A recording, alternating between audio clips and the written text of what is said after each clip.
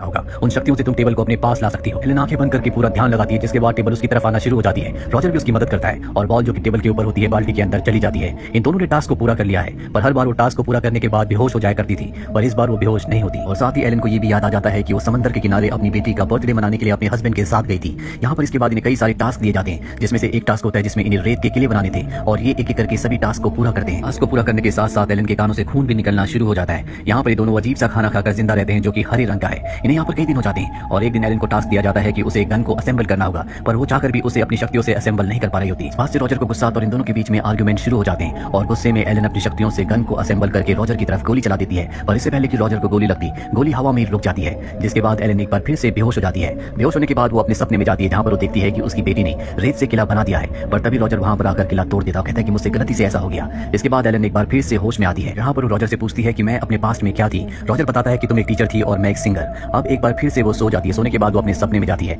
सपने में वो रेत में देखती है, जहाँ पर उसे रॉजर की अंगूठी और अपनी बेटी की सैंडल मिलती है। जिसके बाद वो नींद से जाग जाती है और देखती है कि उसके सामने रॉजर एक गिलास के बॉक्स के अंदर बंद है, ऊपर से रेत गिर रही है और उसका टास्क है कि वो रॉजर को बचाए। लेकिन वो चाहकर भी रॉजर पर अपनी शक्तियों पर कंसंट्रेट नहीं कर पाती और धीरे धीरे रॉजर रेत के नीचे दफन हो जाता है, जिससे उसे बहुत गुस्सा आता है। जोर जोर से चिल्लाना शुरू कर देती है और उसकी तेज आवाज से कमरे का वो स्पीकर जो इन्हें कमांड दिया करता था, टास्क दिया करता था, वो टूट जाता है और स्पीकर के टूटते ही कमरे का दरवाजा खुलता है, जिससे 3 सोल्जर्स अंदर आते हैं जिनके पास गन होती है और एलन अपनी शक्तियों से उन तीनों पर हमला करके उस कमरे से बाहर निकल जाती है। बाहर लिखा होता है टेस्ट 298 इन प्रोग्रेस, यानी कि वो 297 टास्क को पूरा कर चुकी है और ये 298 टास्क है। अब यहाँ पर बहुत सारे सोल्जर्स आ जाते हैं, लेकिन वो अपनी शक्तियों से, जिन पर अब उसे पूरी तरह से कंट्रोल है, उन सब पर हमला करके उन्हें मार देती है। जब वो आगे जाती है तो वहाँ पर 3 दरवाजे होते हैं। वहीं पर रॉजर भी बैठा होता है जो बहुत डरा हुआ होता है। वो उन तीनों दरवाजों में से बीच के दरवाजे की तरफ इशारा करता है जिस पर लिखा होता है सप्लाइज, और कहता है कि सब मेरी तरह है। एलन उस दरवाजे को खोलती है, अंदर से एक आदमी निकलता है जो हूबहू रॉजर की तरह होता है। तभी यहाँ पर और भी सोल्जर्स आ जाते हैं जो सबके सब एक ही शक्ल के होते हैं। एलन उन पर हमला करके वहाँ से आगे बढ़ जाती है। वही कमरे के अंदर जाती है जहाँ से एक बार फिर से वही रोबोटिक आवाज उसे आती है। एलन को बताती है कि तुम्हारी बेटी अब इस दुनिया में नहीं रही, वो मर चुकी है। इस बात से एलन को गुस्सा आता है, जोर से चिल्लाती है और अब एलन के सिर के पीछे जो एक डिवाइस लगाया गया था, उस डिवाइस को वो लोग बंद कर देते हैं जिन्होंने एलन को यहाँ पर कैद किया था।